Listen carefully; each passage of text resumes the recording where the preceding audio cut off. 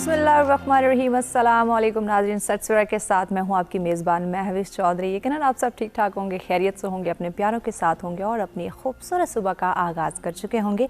आपकी सुबह को मज़ीद खूबसूरत, मज़ेदार, खुशगवार बनाने के लिए हम आपके साथ मौजूद हैं बहुत ही अहम मौजू के साथ, जिस पर बात करना, जिसकी अहमियत को उजागर करना यकीनन नाज़रीन बहुत ज़्यादा ज़रूरी है, क्योंकि हर इंसान चाहता है कि वो अपने लिए, अपनी फैमिली के लिए, अपने मुआशरे के लिए, अपने मुल्क की तामीर और तरक्की के लिए अपने अहम फ़राइज़ सर अंजाम दे। नाज़रीन, आज का हमारा मौजू होगा जिस पे हम डिस्कस करेंगे कि मुआशी इंसाफ और समाजी इंसाफ क्या जमहूरी मुआशरे की बुनियाद है। नाज़रीन, मुआशी इंसाफ समाजी इंसाफ की ही एक कड़ी है। अगर मुआशी इंसाफ होगा तो यकीनन मुआशरे के अंदर जो है वो अमन की फ़िज़ा कायम होगी। समाजी इंसाफ की जहाँ तक हम बात करते हैं तो चूँकि हमारे अगर मुल्क की बात की जाए, इस्लामी जमहूरिया पाकिस्तान कहलाता है, यानी कि इस्लाम की बना पे हमारा मुल्क बना है, तो इस्लाम जो हकूक़ व फ़राइज़ है उनकी इक्वली डिस्ट्रीब्यूशन का जो है वो हुक्म देता है कि सब के हकूक़ व फ़राइज़ जो हैं वो बराबर हैं। तो समाजी इंसाफ से मुराद नाज़रीन यही है कि हर इंसान के जो हकूक़ है, जो ज़िम्मेदारी है, जो फ़राइज़ हैं वो बराबर ही उनको जो है वो सर अंजाम दिए जाए, बराबर उनके हकूक़ उनको फ़राहम किए जाए, उनकी जो बुनियादी ज़रूरियात है उनका ख्याल रखा जाए ताकि वो बाइज़्ज़त तरीके से अपनी जो ज़रूरियात ज़िंदगी है उनको पूरा कर सके। तो ये रियासत की भी इसमें ज़िम्मेदारी है कि वो कौम के हर फ़र्द की जो बुनियादी ज़रूरत है, जिसमें तालीम है, जिसमें सेहत है, जिसमें रहना है, उनकी वो ज़रूरियात को पूरा किया जाए। तो आज हम डिस्कस करेंगे कि इस वक्त दौर हाज़िर के अंदर मुआशी इंसाफ और समाजी इंसाफ की क्या सूरत हाल है और क्या बर वक्त उनको पूरा किया जा रहा है या फिर नहीं किया जा रहा, या फिर कहीं ना कहीं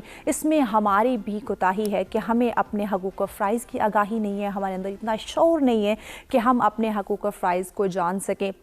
नाज़रीन, जहाँ हम अपनी तर्ज़ ज़िंदगी को देखते हैं, अपनी मामलात ज़िंदगी को देखते हैं, हर शोबे ज़िंदगी में हमें इंसाफ चाहिए, कामयाबी चाहिए, तो क्यों ना इसके साथ साथ हम दूसरों को भी देखें कि उनकी जो बुनियादी ज़रूरियात हैं, जो बुनियादी सहूलियात ज़िंदगी हैं, उनको वो मुयस्सर है या फिर नहीं। तो नाज़रीन, आज हम डिस्कस करेंगे कि किस तरह से जो है मुआशी इंसाफ, नाज़रीन जिस मुल्क के अंदर, जिस मुआशरे के अंदर मुआशी इंसाफ नहीं होता, यकीनन वहाँ बेशुमार क्राइम जो है वो जन्म लेते हैं। और इस वक्त दौरे हाज़िर के अंदर हमारा मुआशरा कहीं ना कहीं हमें इसी वजह से बिगाड़ का शिकार होता दिखाई देता है, जहां महंगाई जो है वो अपने कदम जमा चुकी है। तो इस वक्त मुआशरे की क्या कंडीशन है, क्या सूरत हाल है, इसमें रियासत की, सियासत की क्या ज़िम्मेदारी, और इंडिविजुअली हम देखें तो हमारी इसमें क्या ज़िम्मेदारी है, उस पर हम डिस्कस करेंगे। तालीम के ज़रिए किस तरह से हम शऊर बेदार कर सकते हैं, उस पर भी डिस्कस किया जाएगा। मुआशी इंसाफ किस तरह से फॉर्म किया जा सकता है, इस पर भी आज डिस्कस किया जाएगा। आज के मौजू पर गुफ्तगू करने के लिए मेहमान हमारे साथ मौजूद है, उनका तारुफ करवाते हैं ताकि आज के मौजू पर गुफ्तगू का आगाज़ किया जाए।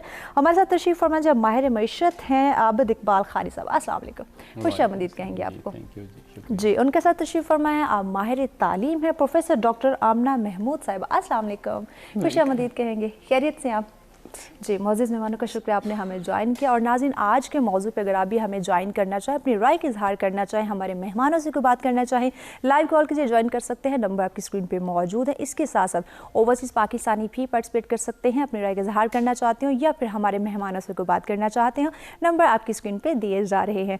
जी आबिद इकबाल साहब, आपकी जानिब आते हैं। इस वक्त दौर हाज़िर की हम बात करते हैं, मुआशी इंसाफ को और समाजी इंसाफ को आप कैसे देख रहे हैं?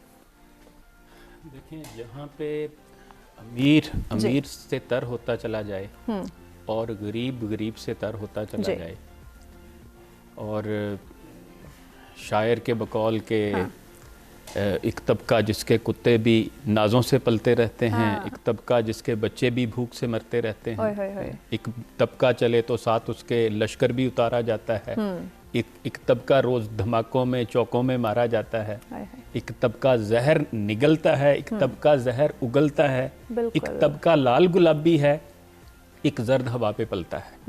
तो ये वो मंजर है जो मैं समझता हूँ शायर ने जो बयान किया है, ये वो मंजर है जो मैं भी देख रहा हूँ, आप भी देख रही हैं और ये सारी कौम देख रही है और एक अरसे से देख रही है।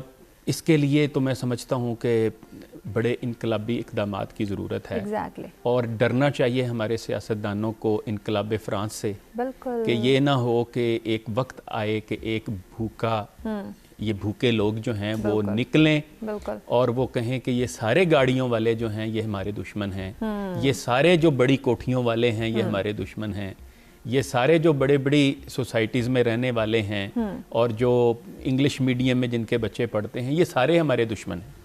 यानी यही हुआ था ना फ्रांस में। फिर वहाँ तो ये था कि जिसने अच्छे कपड़े भी पहने थे तो उसको भी उन्होंने चौकों में पकड़ के लटका दिया, उल्टा लटका दिया। तो आप खुदा के लिए इस निज़ाम को बेहतर करें, इसको बेहतरी की तरफ लाएं।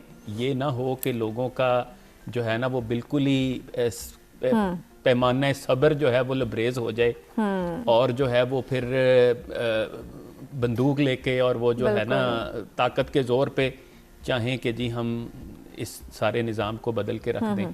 तो उसके लिए ज़ाहिर है ये पॉलिसीज़ होती हैं, ये प्लानिंग होती है।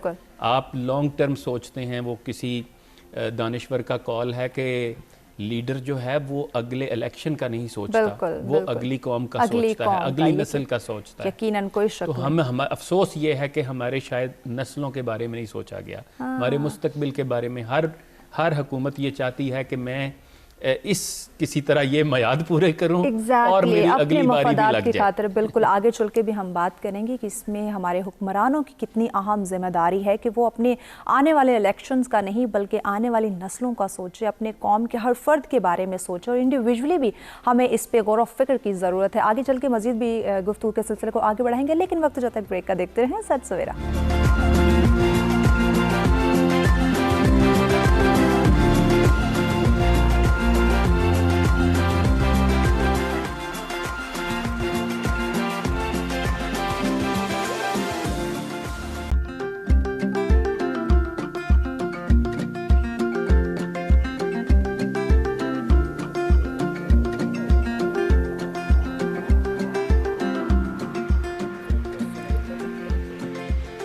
वेलकम बैक नाज़रीन। सत्र में एक दफ़ा फिर से आप तमाम देखने वालों को कहेंगे खुशामदीद। हमारा आज का मौजूद जिस पे गुफ्तगू का सिलसिला जारी है कि मुआशी इंसाफ और समाजी इंसाफ क्या जमहूरी मुआशरे की बुनियाद है। यकीनन नाज़रीन आज का मौजूद हम सब के लिए गौर व फिक्र का हामिल है कि हमारा इस वक्त मुआशरा जो है वो किन प्रॉब्लम से, किन मसाइल से दो चार है और इसके ज़िम्मेदार कौन है। यकीनन ये हमें सोचने की ज़रूरत है। आज के मौजूद पर अगर आप हमें ज्वाइन करना चाहें लाइव कॉल कीजिए, ज्वाइन कर सकते हैं, नंबर आपकी स्क्रीन पर मौजूद है। जी प्रोफेसर डॉक्टर अमना महमूद साहब, आपकी जानिब बातें हैं। आप क्या समझती हैं इस वक्त दौरे हाजिर में जहां हम बुनियादी सहूलियात ज़िंदगी की बात करें, क्या हमारे मुआशरे में उनको वो फ्राहम की जा रही है बुनियादी सहूलियात, उनको मुआशी इंसाफ, समाजी इंसाफ जो है वो हर कौम के फ़र्द को हासिल है? मेरा ख्याल है कि ये बड़ा ही कॉम्प्लेक्स क्वेश्चन है और जो ये आपका क्वेश्चन है शायद वो इस गुफ्तगू का आज हासिल हो जो हम बात कर रहे हैं। और क्या ये इस वक्त अवेलेबल है या नहीं है और गवर्नमेंट्स किस हद तक इसको आवाम को फराहम कर सकी हैं या नहीं, ये वो क्वेश्चन है जो सबसे आखिर पे आएगा। पहले मैं इस पे बात करना चाहती हूँ कि देखिए समाजी और माशी इंसाफ जो बहुत एक डिमांडिंग टर्म है ना, और ये तकरीबन पूरी सोसाइटी का, पूरी सिविलाइजेशन का अहाता करती है। जिस वक्त हर मजहब इसके ऊपर आया कि लोगों को इंसाफ मिलना चाहिए और लोगों को माशी और माशरती बराबरी मिलनी चाहिए, तो दो लेवल पे हम बात कर सकते हैं। एक तो ये कि सर्विसेज है ना, बुनियादी सहूलियात, वो सबका हक है और वो अक्रॉस द बोर्ड सबको मिलनी चाहिए एक मिनिमम लेवल पे। और वो रियासत की जिम्मेदारी है और के लोगों को तालीम, लोगों को सेहत, लोगों को बुनियादी सिविक फैसिलिटीज यानी कि रहने की, हाउसिंग की मिलनी चाहिए। और उसके साथ दूसरे लेवल पे ये है और लोगों को इंसाफ मिलना चाहिए कि ये सब चीज़ें जिसको नहीं मिल रही हैं या जिसको ये ये सहूलियात हासिल नहीं है वो हुकूमत का गिरबान पकड़ सके कि भाई आप हमें क्यों नहीं दे रहे, और अगर आप नहीं दे रहे तो आपके पास क्या रीजन है कि आप अभी तक कुर्सी के साथ चिमटे हुए हैं। बिल्कुल, वो आवाम को जवाब दें, क्योंकि वो ये जमहूरी हुकूमत की बात करें, इसमें थोड़ा सा बाद में आते हैं। दूसरा जो लेवल है वो है इक्वल अपॉर्चुनिटी का। ठीक है, अगर हम कहें कि सब लोग बराबर हैं और सबको एक जैसी जिंदगी, एक जैसी सहूलियात, हर एक को 2 रोटियां, उसके साथ 1 प्लेट सालन मिले, तो ये नेचुरल नहीं है ना, ये कुदरत के असूल के खिलाफ है। मजदूर को 4 रोटियां चाहिए होंगी, हमारे जैसे बंदे का एक सैंडविच से भी गुजारा हो जाता है क्योंकि वो पढ़ रहा होता है और वो चाहता नहीं है कि वो ढेर सारा खाए और वो सो जाए ना। तो हर एक का एक अपना लेवल है, उसके लिए फिर इक्वल अपॉर्चुनिटी होनी चाहिए। बिल्कुल। कि हर एक को एक जितना हक हासिल है, एक जितनी सहूलियात हासिल हैं, अपॉर्चुनिटी ओपन है, फिर वो अपनी सलाहियतों के मुताबिक उससे जितना फायदा उठा सकता है वो उठा ले। जो उठाना चाहता है वो उठा ले, जो नहीं चाहता वो ना उठाए। लेकिन आप किसी को डिप्राइव नहीं कर सकते एक क्लास से ताल्लुक रखने की वजह से, या किसी को प्रिविलेज नहीं कर सकते। बिल्कुल। वो चीज़ें जो सोसाइटी में आपको आपकी एक खास हैसियत की वजह से मिलती है, वो राइट्स नहीं होते, वो प्रिविलेज होते हैं। बिल्कुल।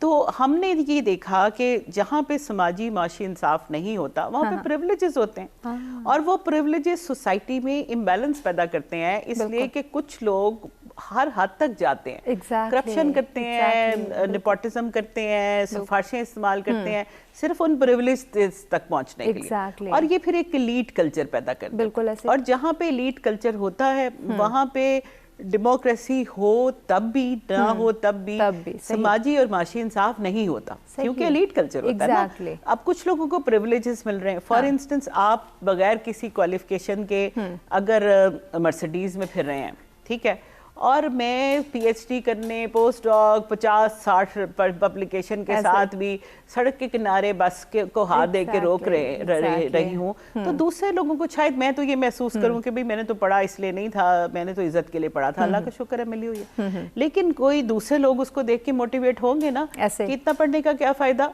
बिल्कुल, फायदा तो उन बातों में है जिनसे आप मर्सिडीज हासिल कर सकते हैं। तो that will tier the basic fabric of the आज के दौर में देखिए तो यही रुझान हमें ज्यादा देखने को मिल रहा है। और समाजी इंसाफ इतना ज्यादा जरूरी है सोसाइटी में, वो किसी जमहूरियत के लिए जरूरी है नहीं है, ये लेदा डिबेट, लेकिन मुआशरे को एक अच्छा मुआशरा बनाने के लिए ये इतना ज़रूरी है जितना आपका इंसान का वजूद ज़रूरी। एग्जैक्टली, जितना इंसान का वजूद ज़रूरी है उतना ही ज़्यादा ज़रूरी है कि मुआशरे के अंदर मुआशी इंसाफ और समाजी इंसाफ को भी फ़रोग दिया जाए, ताकि तमाम जो इंसान है, तमाम जो कौम का हर फ़र्द है, उनको ख़ासकर जो उनकी बुनियादी ज़रूरियात ज़िंदगी है वो मैसर हो, ताकि वो बाइज़्ज़त तरीके से अपनी ज़िंदगी बसर कर सकें।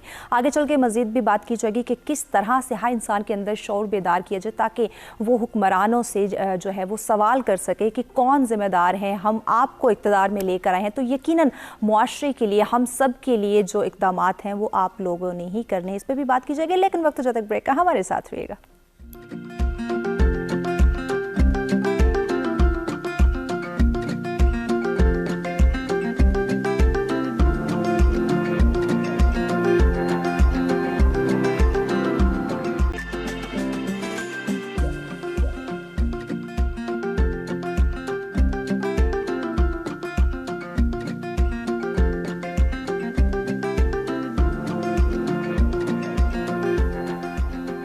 वेलकम बैक नाज़रीन, सब्सक्राइब में एक दफ़ा फिर से आप तमाम देखने वालों को कहेंगे खुशामदीद। हमारा आज का मौजूद जिस पे गुफ्तगू का सिलसिला जारी है कि मुआशी इंसाफ और समाजी इंसाफ क्या जमहूरी मुआशरे की बुनियाद है। नाज़रीन, आज का मौजू सिर्फ मौजू नहीं है, हमारी ज़िंदगी से रिलेट करता है, हमारी कामयाबियों से रिलेट करता है और हमारे जो तमाम तर मामलात ज़िंदगी है उससे मुंसलिक है। और हमें यकीनन ये सोचने की ज़रूरत है कि क्या मुआशी तौर पर, समाजी तौर पर हमें किस हद तक, किस कदर हमें इंसाफ मिल रहा है, और अगर नहीं मिल रहा तो इसके ज़िम्मेदार कौन है। आज के मौजू पर अगर आप हमें ज्वाइन करना चाहें, लाइव कॉल कीजिए, ज्वाइन कर सकते हैं, नंबर आपकी स्क्रीन पे मौजूद है।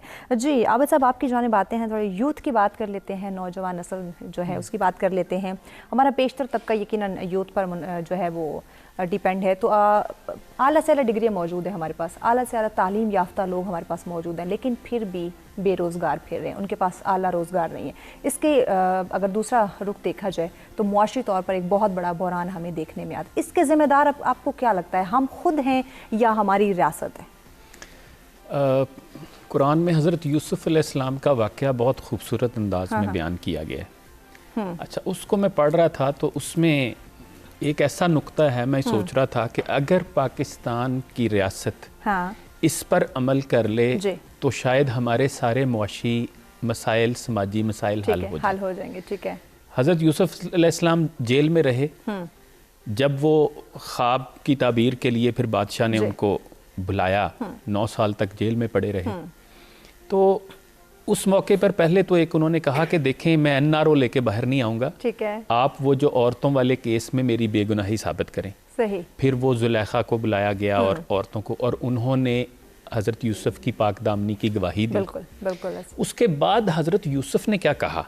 कालज अलनी अला खज़ाइनिल अर्ज़ इन्नी हफीजुन अलीम, कि मुझे ख़जानों पे निगरान मुकर्रर कर दीजिए क्योंकि मेरे पास दो खूबियाँ हैं।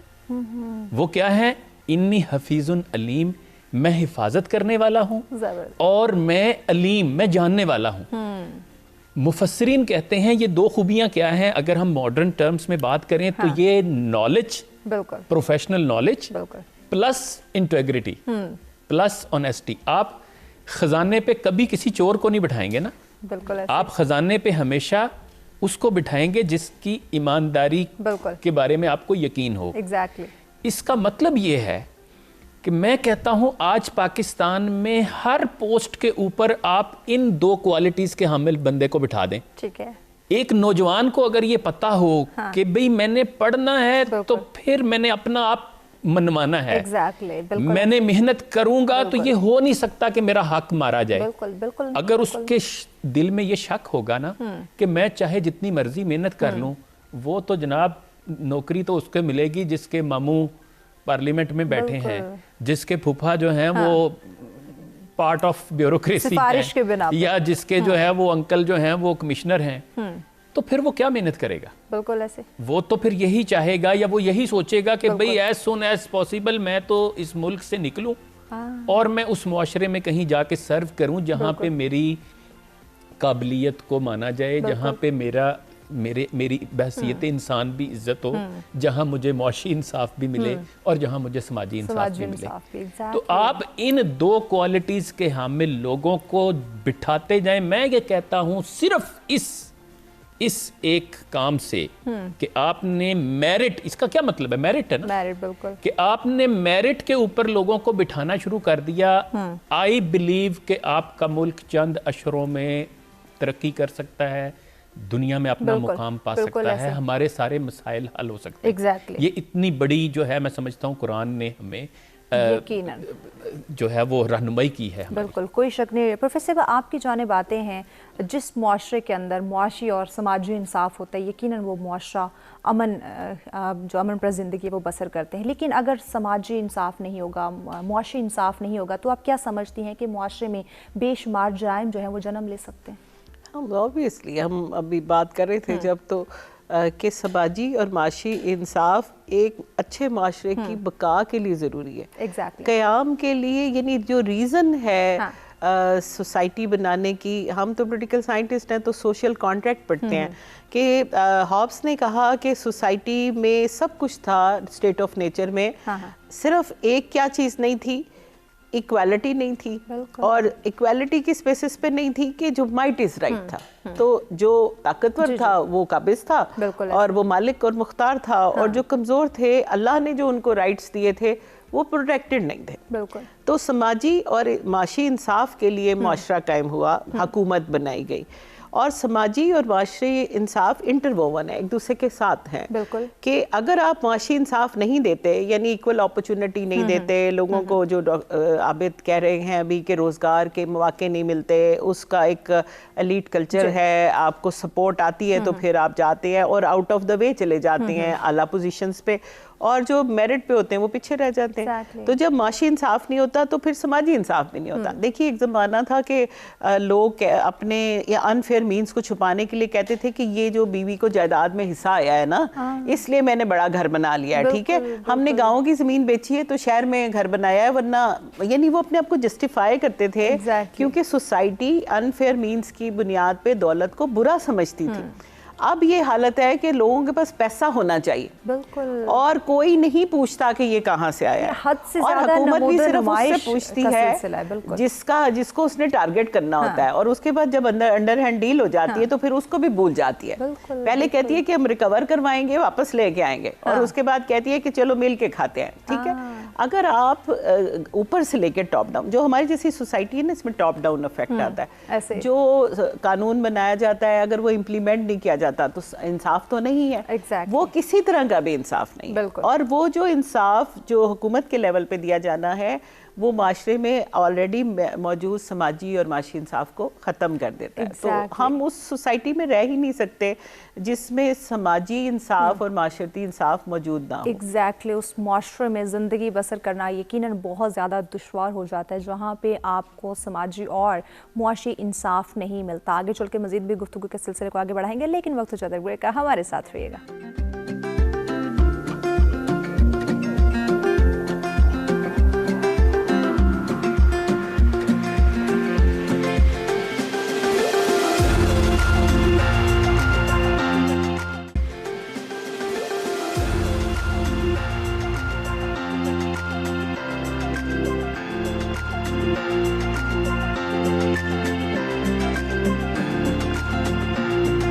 वेलकम बैक नाज़रीन, सच में एक दफ़ा फिर से आप तमाम देखने वालों को कहेंगे खुशामदीद। हमारा आज का मौजूद जिस पे गुफ्तगू का सिलसिला जारी है कि मुआशी इंसाफ और समाजी इंसाफ क्या जमहूरी मुआशरे की बुनियाद है। यकीनन नाज़रीन, हर इंसान को मुआशी इंसाफ और समाजी इंसाफ चाहिए, बराबरी के हकूक़ चाहिए, उसको तमाम बुनियादी जो सहूलियात ज़िंदगी हैं उसको वो चाहिए ताकि वो बाइज़्ज़त तरीके से, खुशगवार तरीके से वो अपनी ज़िंदगी बसर कर सके, मुआशरे के अंदर अपना मकाम बना सके, लेकिन बाइज़्ज़त तरीके से। तो आज के दौर में हम क्या देखते हैं कि किसी इंसान को मुआशी तौर पे उसको इंसाफ हासिल नहीं है, समाजी तौर पे उसको इंसाफ हासिल नहीं है। जो गरीब है वो गरीब से गरीब तर होता जा रहा है, जो अमीर है वो अमीर से अमीर तर होता जा रहा है। यानी कि मेहनत कश जो मज़दूर है, जो हमारी आवाम है, उसका जो फल है वो हमारे यहाँ अशरफियाँ जो हैं वो हासिल करिए। तो यकीनन नाज़रीन, हमें आज के मौजू पर गहरे गौर व फ़िक्र की ज़रूरत है। आज के मौजू पर गुफ्तगू करने के लिए मेहमान हमारे साथ मौजूद हैं जी। आबद इकबाल साहब हमारे साथ हैं जी, प्रोफेसर डॉक्टर आमना महमूद साहिबा हमारे साथ है। मोअज़्ज़िज़ मेहमानों का शुक्रिया, आपने हमें ज्वाइन किया हुआ है। प्रोफेसर, पर ब्रेक पे जाने से पहले आपसे गुफ्तगू का सिलसिला जारी था, जराइम के हवाले से गुफ्तगू की जा रही थी कि मुआशी तौर पर अगर इंसाफ नहीं होता तो मुआशरे में किस हद तक जो जराइम है वो बढ़ सकते हैं। आप कंटिन्यू कीजिए अपनी बात का। इसमें दो बातें ना, एक तो ये कि डिसकंटेंटमेंट है, ऑब्वियसली वो फ्रस्ट्रेशन की तरफ ले जाती है, और दूसरा है इकोनॉमिक लेवल। देखिए, आप और हम पढ़े और अभी बेशुमार बच्चे पढ़ रहे हैं, पेरेंट्स उसके ऊपर इन्वेस्टमेंट करते हैं, उन्हें उम्मीद होती है कि अब ये फैमिली का सहारा बनेंगे, हमें बुढ़ापे में कैरी करेंगे और जब साथ खड़े होंगे तो बराबर हमें सपोर्ट करेंगे। बेशुमार लोग अपना घर नहीं बनाते कि ये पैसे अगर घर पे इन्वेस्ट कर दिए तो बच्चों की तालीम का क्या होगा। तो वो ये सोचते हैं कि ये बेटा कमाना शुरू होगा, साथ खड़ा होगा, तो फिर हम घर बनाएंगे, हम बेटी भी ब्याएंगे, हमारा जो स्टैंडर्ड ऑफ लिविंग बेहतर हो जाएगा। और बच्चे भी इस दबाव का शिकार होते हैं और उनके अंदर भी ये ख्वाहिश होती है कि जैसे ही हम किसी मकाम पे पहुंचे तो हम अपने वालिदैन का सहारा बने। और ये ना सिर्फ सोशल स्टेटस के लिए अच्छा होता है बल्कि उनके इकोनॉमिक स्टेटस को रेस करता है। आप देखिए, जिस वक्त एक ज़माने में सिंध में ऑपरेशन हो रहा था डाकुओं के खिलाफ ना, I can recall at that time, तो उस वक्त जब डाकू पकड़े जाते थे तो उसमें से कई डॉक्टर्स और इंजीनियर्स होते थे जो सिंध के बड़े बड़े मेडिकल कॉलेजेस के क्वालिफाइड थे। उन्हें जॉब नहीं मिलेगी तो वो एक्सप्लॉयटेशन का शिकार होंगे, फिर वो सोचेंगे कि हम कहाँ से पैसा पैदा करें। इसी तरह आप देखिए जी, जो खुदकुश बमबार पकड़े जाते हैं, जो बड़े बड़े जराइम करते हुए गैंग्स पकड़े जाते हैं, ये बहुत पढ़े लिखे लोग होते हैं। अपार्ट फ्रॉम दैट के कुछ ऐसे बच्चे हैं जो एलीट से बिलोंग करते हैं और शौकिया जराइम कर रहे हैं, दे आर वेरी फ्यू। असल वो लोग हैं, देखिए मरना कोई आसान नहीं है ना, लेकिन अगर आपको पता है ये तो एक ही बार मिलती है, किसका दिल चाहता है कि वो उसको बुरे तरीके से गुजारे। और उसके साथ ये कि आपको ये पता है कि मैं अपनी फैमिली को कुछ नहीं दे सकता, तो चलो अगर मेरी फैमिली को इकट्ठा 10 लाख मिल जाएगा तो उनकी कोई प्रॉब्लम हल हो जाएंगी, तो मैं अपने आप को खुदकुश अगर बना लेता हूँ। अगर आपकी सोसाइटी में एक मिनिमम लेवल पे चीज़ें मौजूद हैं, आपको मिल रही हैं, तो फिर आप एक्सट्रीम पे नहीं जाते। इसको भी आसानी से हम एक्सप्लेन कर सकते हैं। एक ज़माना था 90s में जब एग्ज़ाम लेने में, एग्ज़ाम्स में बहुत करप्शन थी, नकल होती थी, बहुत ज़्यादा करप्शन होती थी। तो गवर्नमेंट ने असेस किया इसको, इसके ऊपर स्टडी करवाई, तो उनको ये पता चला कि एग्ज़ाम लेने का मुआवजा जो है वो 110 रुपये डेली है। सही। एक टीचर जो सुबह का भी सेशन कराता है, शाम का भी, तो उसको 110 रुपये डेली दिया जाता है। तो उसको जब 50 रुपये भी नकल के एक्स्ट्रा मिलेंगे तो वो ले लेगा। बिल्कुल। उस साल 1997 में फिर एकदम बहुत पैसे बढ़ा दिए गए, यानी 110 से गवर्नमेंट ने 500 रुपये डेली कर दी। सही। तो वो करप्शन का म्यार बहुत नीचे चला गया। उसमें दो बातें थी, एक तो ये कि आम टीचर वो 110 पे काम ही नहीं करना चाहता था। बिल्कुल ऐसे। तो जब वो 500 रुपये डेली हुई तो वो प्रोफेशनल जो इम्तहान लेने वाले थे उसके अलावा भी लोग आ गए टीचर्स के हम इम्तहान ले लें। और जब आपको हलाल के 500 रुपये मिल रहे हैं तो आप हराम के 1000 को इग्नोर कर सकते हैं। लेकिन जब 110 मतलब 90% का फर्क है ना, तो आपको 110 मिल रहे हैं तो आपको 1000 डेली कमाने में कोई मसला नहीं। आप कहेंगे इस 110 के लिए कर रहा हूँ। तो एक्सप्लॉयटेशन जो है सोसाइटी में that leads to crimes. Crime बढ़ता ही उस वक्त है जब सोसाइटी में फ्रस्ट्रेशन और हम फ्रस्ट्रेशन को एड्रेस कर सकते हैं कि हर एक को इक्वल अपॉर्चुनिटी मिले, वो अपने जो फैकल्टीज को अपनी काबिलियत को साबित करे और अच्छी पोजीशन ले ले, फिर वो जो जराइम कम हो जाए। रहते तो हैं कुछ लोग ऐसे होंगे जो शायद आदतन करते होंगे, बिल्कुल है, एक आदत एक हैबिट बन जाती है, लेकिन नॉर्मल लोग नहीं करेंगे। एग्जैक्टली। आबिद साहब, इस पे आपकी भी राय जानना चाहेंगे कि मुआशरे के अंदर बराबरी के हकूक ना मिलने की वजह से जराइम सामने आ रहे, जिस तरह डॉक्टर साहब ने भी कहा कि कुछ लोग आदतन भी कर रहे। फारसी का एक शेर याद आ गया कि पैसे को उसने मुखातिब करके कहा है कि ए ज़र तू खुदा नीस्त व लेकिन ब खुदा, ए पैसे तू खुदा तो नहीं है लेकिन आगे वो कसम खाता है, लेकिन कहता कसम खुदा की सतारल अयूबियो काजियुल हाजात, लेकिन तू जो है ना ऐसी चीज़ है जो अयूब के ऊपर यानी ऐबों के ऊपर पर्दा भी डाल देता है और जो है तू लोगों की बड़ी बड़ी मुश्किलें भी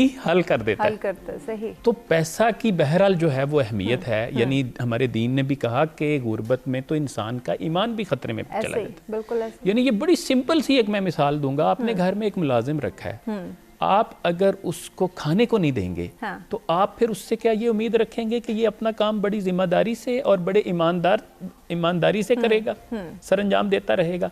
नहीं भाई, आपके ऊपर जिम्मेदारी है कि आपने उसको खाने को देना है, आपने उसकी रहाइश का बंदोबस्त करना है, अगर वो बीमार होता है तो आपने उसका इलाज करवाना है, और बहुत अच्छा होगा कि आप उसके बच्चों को तालीम का हक भी दिलवाएं। इसका मतलब है जितना आपने उसको आसूदा रखा है वो उतना ही ज़्यादा जिम्मेदारी के साथ, मोहब्बत के साथ और पूरे जो है ना खलूस के साथ आपकी खिदमत करता रहेगा। तो आपका काम है कि आप उसको आजमाइश में ना डालें। बिल्कुल। तो इसी तरह अगर हमारे जो हुक्मरान हैं वो गुर्बत में रखेंगे, वो उनको उनके बुनियादी हकूक नहीं देंगे, तो आपने असल में अवाम को आजमाइश में डाला है। जब भी आजमाइश आती है तो वो बिगाड़ की जानिब बढ़ता है। आपकी बात को मजीद आगे बढ़ाएंगे चूंकि ब्रेक की जानिब बढ़ना। नाज़रीन हमारे साथ रहिएगा, मिलते हैं एक ब्रेक के बाद।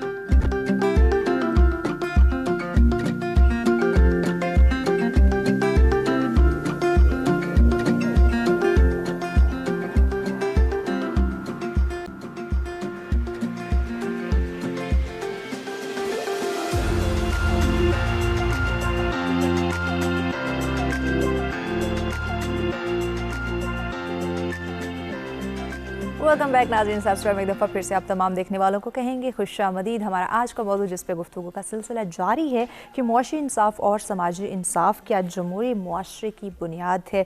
आबिद साहब, आपकी जानिब आते हैं। ब्रेक पे जाने से पहले आपसे गुफ्तगू का सिलसिला जारी था, यूथ के अंदर जराइम की शरह किस हद तक बढ़ सकती है अगर उनको मुआशी और समाजी इंसाफ ना मिले। इस पर आप अपनी गुफ्तगू का मैं पहले एक वाक़या कोट करूँ, मुझे याद आ गया।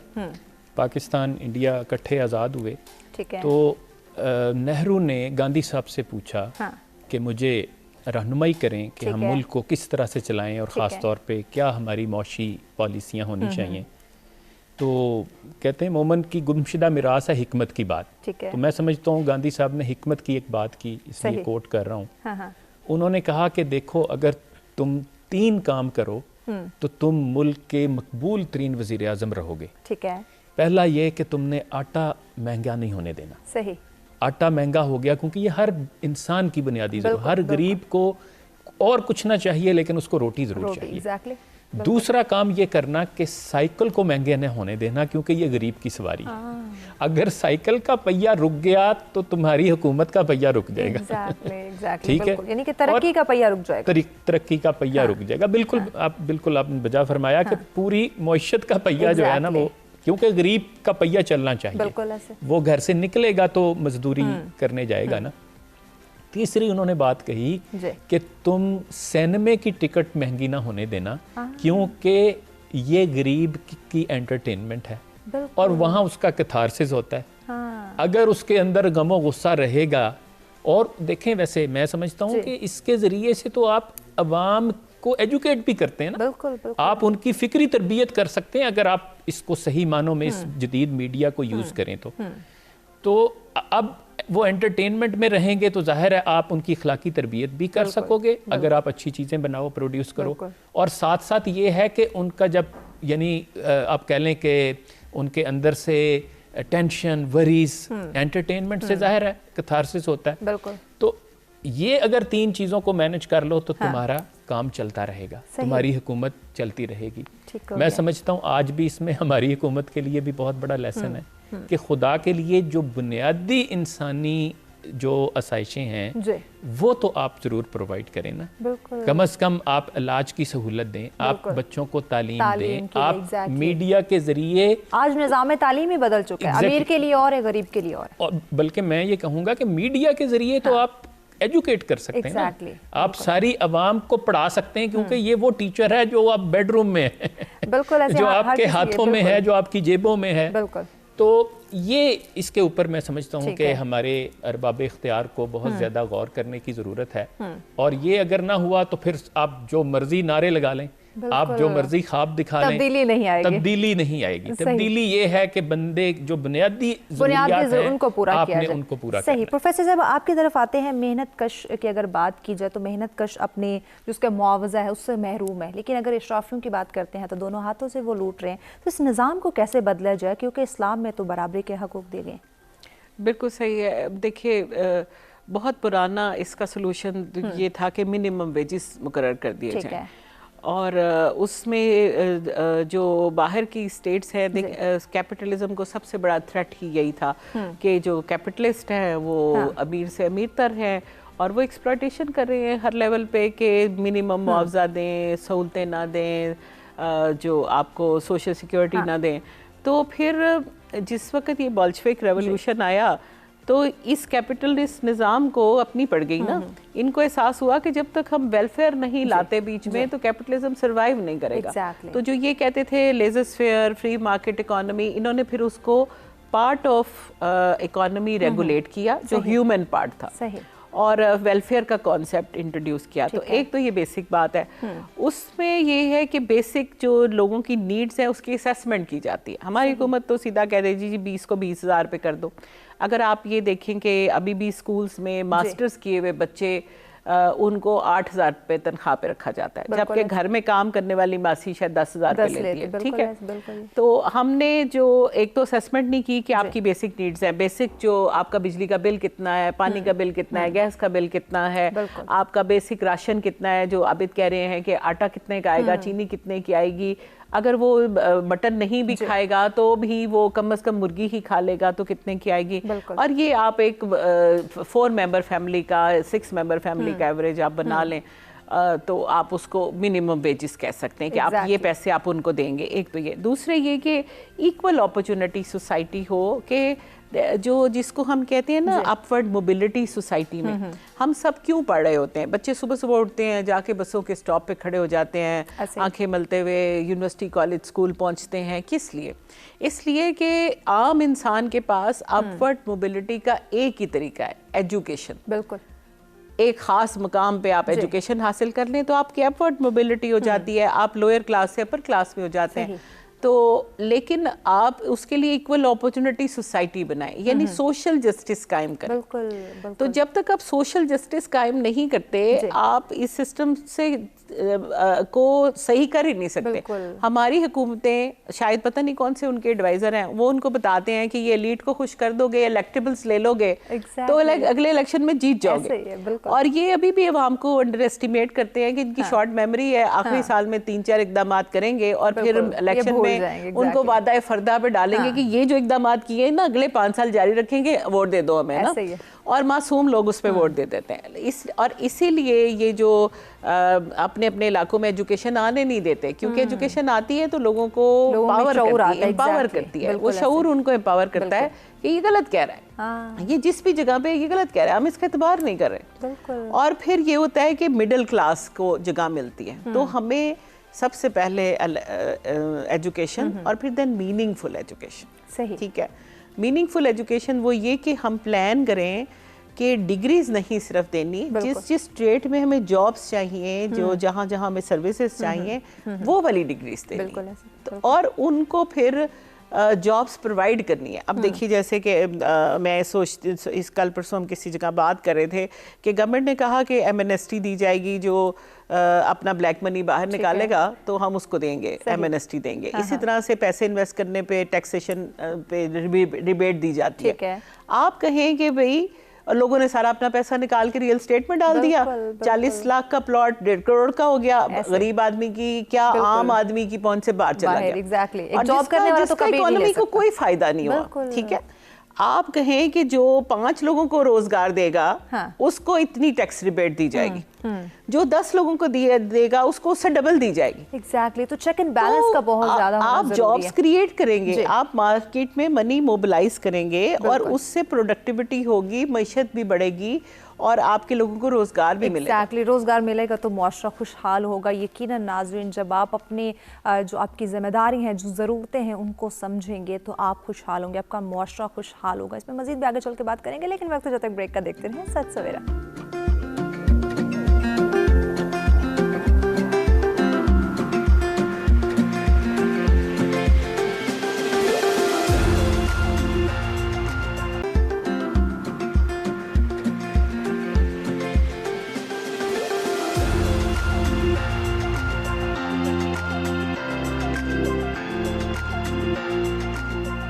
वेलकम बैक नाज़रीन, सब्सक्राइब में एक दफ़ा फिर से आप तमाम देखने वालों को कहेंगे खुशरामदीद। हमारे आज के मौजू पर गुफ्तगू का सिलसिला जारी था कि मुआशी इंसाफ और समाजी इंसाफ क्या जमहूरी मुआशरे की बुनियाद है। यकीनन नाज़रीन, हर इंसान ने अपनी ज़िम्मेदारी समझनी है। समाज में रहने वाले हर फ़र्द ने यकीनन वो एक बेहतर ज़िंदगी बसर करना चाहता है, पुरसकून ज़िंदगी बसर करना चाहता है, तो यकीनन उसको मुआशी लिहाज से, समाजी लिहाज से जो इस्लाम ने उसको उसके हकूक़ व फ़राइज़ दिए हैं, यकीनन उनको वो बराबरी के हकूक़ मिलने चाहिए। तो इसके लिए ज़रूरी है कि हर इंसान को उसके हकूक़ व फ़राइज़ के बारे में आगाही हो, ताकि वो अपने हकूक़ व फ़राइज़ को अदा करने में कोई कोताही ना बरते। और अगर उसको हकूक़ व फ़राइज़ में कहीं कोताही हो रही है तो वो आवाज़ उठा सकता हो, उसके अंदर इतना कॉन्फिडेंस हो। अब सब आपकी जानिब आते हैं, चूँकि आखिरी सेगमेंट है, टाइम शॉर्ट है। आज की पूरी गुफ्तगू को मद्देनज़र रखते हुए आप क्या समझते हैं, किस तरह से हम हालात को बदल सकते हैं जो कहीं ना कहीं हमारे अंदर खामी है, हमारी स्टेट में कहीं ना कहीं कोई खामी है? क्योंकि इंसान है, गलतियों का पुतला है, नहीं बात समझ पाता, लेकिन इंडिविजुअली अपनी जिम्मेदारी को समझ के किस तरह हालात बेहतर कर सकते हैं। मैं एक वाक़या सुनाता हूँ और मेरी दुआ है कि अल्लाह करे हमारे व्यूअर्स, देखने वाले जो हैं, वो इस वाक़े को समझें और शायद उनको अपने हकूक़ का अंदाज़ा हो, अपने फ़राइज़ का अंदाज़ा हो। साबिक सोवियत यूनियन जो था, USSR, उसका जो था जोसेफ स्टालिन लीडर, वो पार्लियामेंट में आया तो उसके हाथ में मुर्गा था। उसने सबके सामने जो है ना उस मुर्गे के पर खींचने शुरू कर दिए और वो मुर्गा जो है वो दर्द से कुलबुलाता रहा, लेकिन वो पर खींचता रहा। एक पर, 2 पर, सारे उसने खींच के जो है ना वो सारे पर उसके उतार दिए और उसके बाद उसने ज़मीन पे उसको छोड़ा और जेब से दाने निकाल के उसको दाने डाले तो वो जो है ना मुर्गा फिर उसकी तरफ आ गया। वो उसने चलना शुरू किया, दर्द को भूल गया, दर्द को भूल गया। उसने फिर आगे चलना शुरू किया और मुर्गा उससे पीछे पीछे था। फिर मुर्गा जो है वो रुक गया, मुर्गा उसके पाँव में आके खड़ा हो गया। तो उसने अपने कॉमरेड्स की तरफ देखा और कहा कि सरमायादाराना निज़ाम में हुक्मरान ऐसे होते हैं और अवाम का वो ये हाल करते हैं और उसके बाद फिर उन्हीं दाना डालते हैं, यानी अवाम के टैक्सेस में से ही कुछ दाना डालते हैं और अवाम फिर उनके पीछे चल पड़ते हैं। तो अहमद मुश्ताक का एक शेर है कि सितम गजीदो कोई हाउ हु कोई फरियाद जो ये नहीं है तो मरते रहो सिसकते रहो। यार खुदा के लिए कम से कम कोई एहतजाज तो किया करो। मैं तो ये कहता हूँ कि आपको इस काम के लिए, एहतजाज के लिए हर पार्टी से बालादर हो जाना चाहिए। आपकी वाबस्तगी जो है ना यहाँ आपके आड़े ना आए। सही।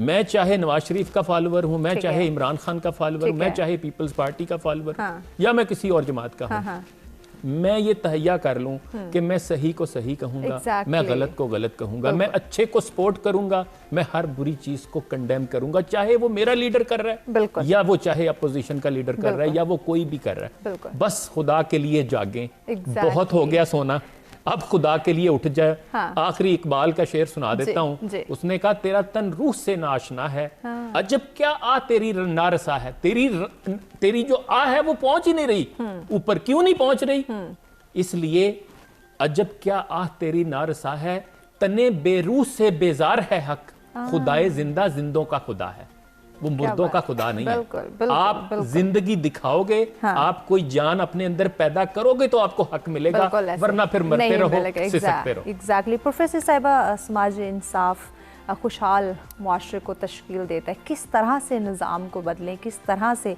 जो इंसाफ है उसको सामने लाया जाए, जो एक फुकदान हमें देखने को मिल रहा है? मेरा ख्याल है कि ना जो हमने निज़ाम बनाया है इसको सिर्फ इम्प्लीमेंट करने की ज़रूरत है ना। कॉन्स्टिट्यूशन आपको सारी चीज़ें पहले ही प्रोवाइड करता है, और जो आप कह रहे हैं मैं 100% इससे एग्री करती हूँ कि जब तक खुद अवाम विजिलेंट नहीं होते हैं तब तक कोई उनको घर में कोई चीज़ नहीं दे के जाता। लेकिन इससे भी पहले ये बात है कि जमहूरियत तो एक बहुत डिमांडिंग तर्ज हुकूमत है, वो बन ही नहीं सकता उस माशरे में। देखिए उसकी कुछ प्री रैक्स है ना, कि जब तक समाजी और माशी निज़ाम कायम नहीं होगा, जब तक तालीम एक लेवल पे नहीं होगी, तब तक जमहूरियत बन ही नहीं सकती। जिस माशरे में आप एक आटे के थैले के बदले वोट खरीदते हैं, एक रज़ाई देख के वोट खरीदते हैं, और मैं उन लोगों से मिली हूँ जिनके साथ ये किया जाता था, और वो इतने मजबूर थे कि वो वोट की ये कीमत लगाने पे। तो उसके बाद जो जमहूरियत बनती है वो हमारी जैसी जमहूरियत होती है, जिसमें अवाम को सिर्फ यही दाने दिखा के तो वोट ले लिए जाते हैं, और उसके बाद उनकी परफॉर्मेंस भी वही होगी।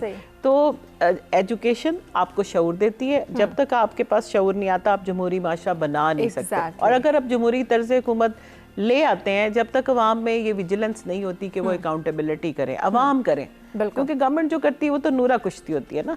तो जो अवाम अकाउंटेबिलिटी करते हैं और अक्रॉस द बोर्ड करते हैं, वही निज़ाम एक जमहूरी निज़ाम हो सकता है, और वहीं पे सोशल इकोनॉमिक जस्टिस प्रिवेल कर सकता है, अदरवाइज नहीं कर सकता। किताबों में लिखे होने से कुछ फर्क नहीं होगा। बिल्कुल। मोअज़्ज़िज़ मेहमानों का शुक्रिया, आपने हमें वक्त दिया। यकीनन नाज़रीन, अगर हम मुआशरे को खुशहाल बनाना चाहते हैं, ख़ुद को खुशहाल बनाना चाहते हैं, तरक्की याफ्ता से निकल के हम तरक्की पजीर ममालिक से निकल के तरक्की याफ्ता होना चाहते हैं, तो उसके लिए यकीनन नाज़रीन ज़रूरी है कि हम इंसाफ की तरफ आएँ, अपने हक़ूक़ की जानिब आएँ, शऊर हासिल करें तालीम के ज़रिए। क्योंकि आजकल हम डिग्रियाँ तो हासिल करें लेकिन तालीम हम हासिल नहीं करते, चीज़ों को समझते नहीं है कि किस तरह से हम इतनी आला डिग्रियां ले रहे हैं, लेकिन उन डिग्रियां लेने के पीछे मकसद क्या है। हमने ना सिर्फ खुद को बल्कि अपने मुआशरे को भी हमने खुशहाल बनाना है। तो अपने शौक़, अपने ज़िम्मेदारियों को समझें ताकि हर इंसान जो है वो खुशी से और पुरसुकून तरीके से अपनी ज़िंदगी बसर कर सके। खुश रहें, खुशियाँ बांटें, और इसी के साथ मुझे दीजिए इजाज़त। अल्लाह ने के बाद।